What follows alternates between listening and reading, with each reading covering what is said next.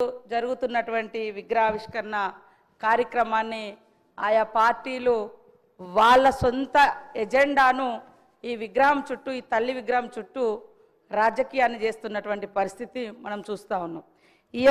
ఈనాడు పెడుతున్నటువంటి తల్లి తెలంగాణ విగ్రహంలో మరి తెలంగాణ ప్రజల అస్తిత్వము, ఆత్మగౌరవం, పోరాటము, శ్రమైక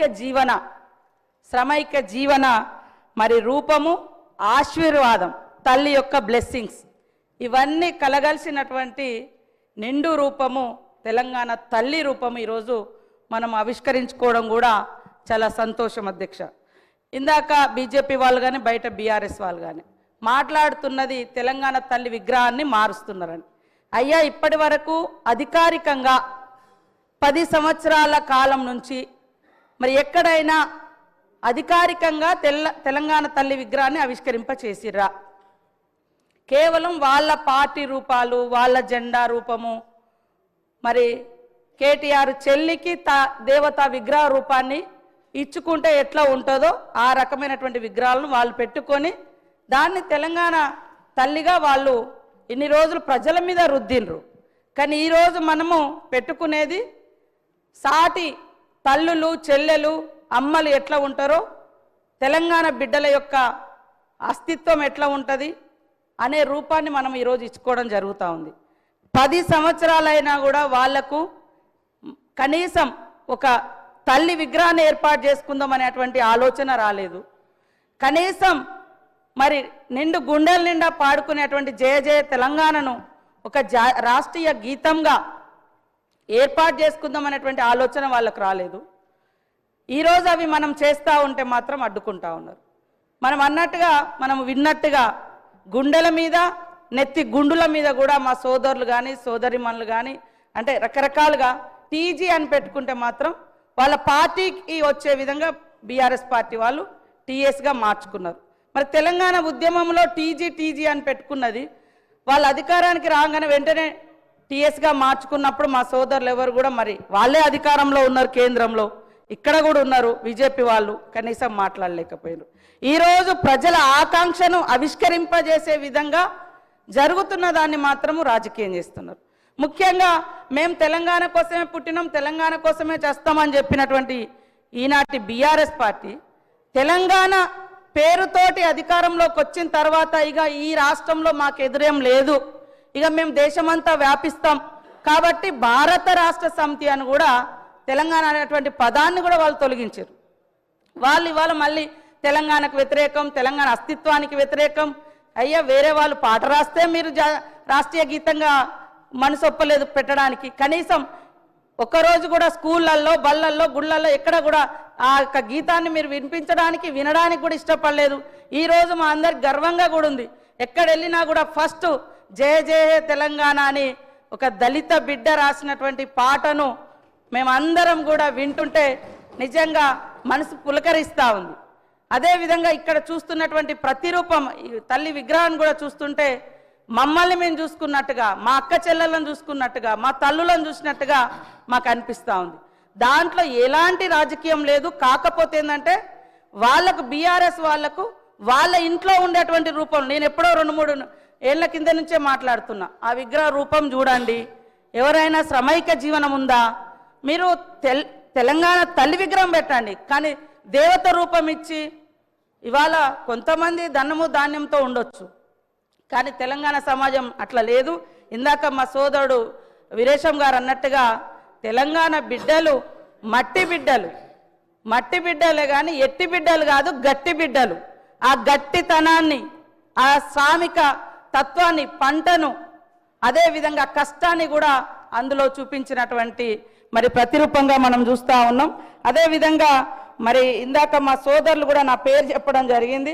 నేను ఇచ్చేది అధికారికంగా జిల్లా కలెక్టర్లకు ఎన్ఆర్ఈ చేసేస్తే వాళ్ళకి ఇస్తున్నాం, లేదా ఏమైనా గతంలో ఎక్కువ ఇచ్చిన కాడ కొద్దిగా తక్కువ ఇచ్చి ఇస్తున్నాం. ఎందుకంటే ఆల్రెడీ ఎక్కువ డబ్బులు వాళ్ళకు పోయిన కాడ కాన్స్టిట్యున్సీకే ఇస్తున్నాం, కానీ వేరే రూపంలో లేదు. అదేవిధంగా ఇందాక మా వాళ్ళు మాట్లాడుతున్నారు మా బీజేపీ సోదరులు, మరి సోనియా గాంధీ గారిని మోడీ గారు తెలంగాణ ఎట్లా ఇచ్చినావు, తల్లిని చంపి నువ్వు బిడ్డనిచ్చినావు అని నిండు సభలో అవమానించిరు. ఆ రోజు కనీసం ఎవరు మీరు అది కాదు అని తెలంగాణ నుంచి మరి బీజేపీ నాయకులు కానీ బీఆర్ఎస్ నాయకులు కానీ దానికి ఆ యొక్క విధానాలకు వ్యతిరేకంగా మాట్లాడలేకపోయారు. కాబట్టి కాబట్టి కాబట్టి మేము ఎక్కడున్నా మేము పోరాటంలోనే ఉన్నాం 1200 మందిని 1200 మంది అని ఆ రోజు కేసీఆర్ అని ఆయన అధికారానికి వచ్చినాక మళ్ళీ 400 మంది కుదించారు. కనీసం మీరైనా ఇవ్వలేదు. ఎక్కడ ఉన్నామనేది అంటే మేము ఎక్కడున్నాం? ప్రజలలో ఉన్నాం, పోరాటంలో ఉన్నాం. తెలంగాణ ఉద్యమంలో నేను కూడా జైలు వేసిన 7 రోజులు ములుగు కేంద్రంగా నిరాహార దీక్ష కూడా చేసినాం. నేను అనేది సరే అదే ఓకే, తెలంగాణ వచ్చిన తర్వాత కూడా తెలంగాణను కించపరిచే అవసరం అంటున్నా. ఓకే, మేము ఎక్కడున్నామని ఓకే, మేము ఎక్కడున్నామో ఈ రోజు అదే పార్టీతో మీరు అంటగలుగుతున్నారు కదా. మేము ఆ రోజున్న పార్టీతో ఈ రోజు మీరు అంటగలుగుతున్నారు కదా. ఆ పార్టీ మీద డిపెండ్ అయ్యే ఇలా కేంద్రంలో మీ ప్రభుత్వం నడుస్తుంది కదా అని నేను అంటున్నా.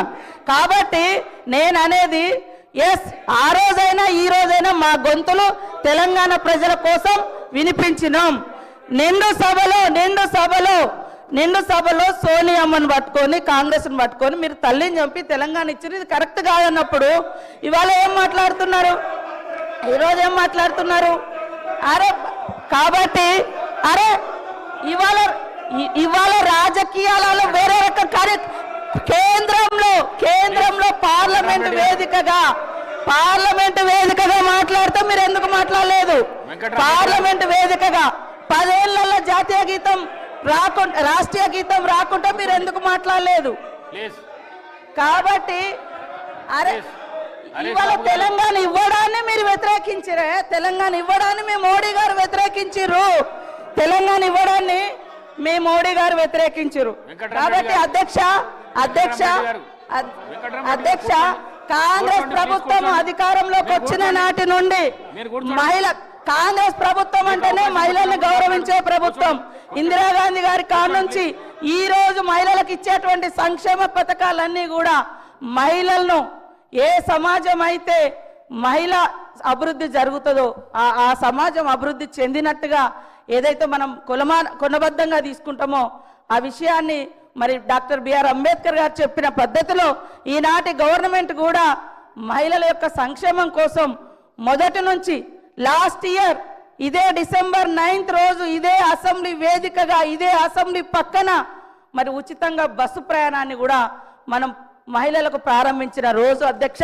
ఈ రోజు వరకు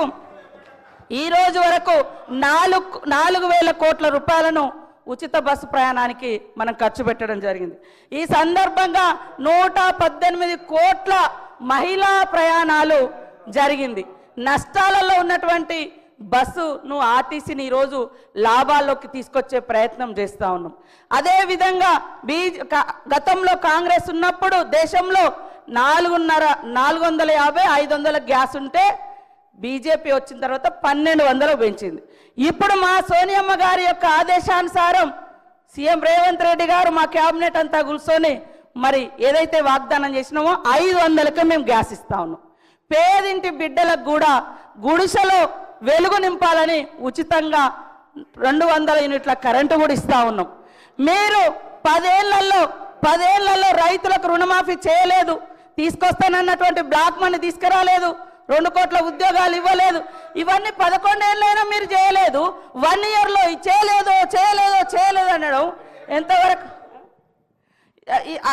ఇదంతా మాట్లాడము ఎంతవరకు కరెక్ట్ సార్? కాబట్టి ఇది విగ్రహానికి సంబంధించినటువంటి సభ, విగ్రహావిష్కరణ ఈరోజు జరుగుతున్నటువంటి సమావేశము.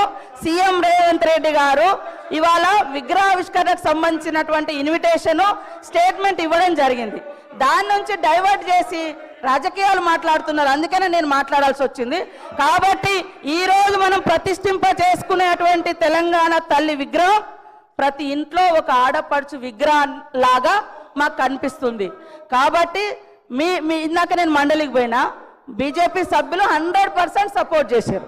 అక్కడ ఇక్కడ మాత్రం వీళ్ళు కావాలని రాజకీయం చేస్తున్నారు. బీఆర్ఎస్ వాయిస్ బీజేపీ వాయిస్ ఒకటే అనేది స్పష్టమవుతుంది. వాళ్ళు బయట చేస్తారు, మీరు లోపల చేస్తారు, అంతకంటే తేడా లేదు. కాబట్టి ఈ విగ్రహాన్ని తెలంగాణ అస్తిత్వ విగ్రహం ఇది. అందరూ సంతోషంగా ఈ సభలోకి రావాలి, విగ్రహావిష్కరణ సభలోకి రావాలని కోరుతా ఉన్నాను.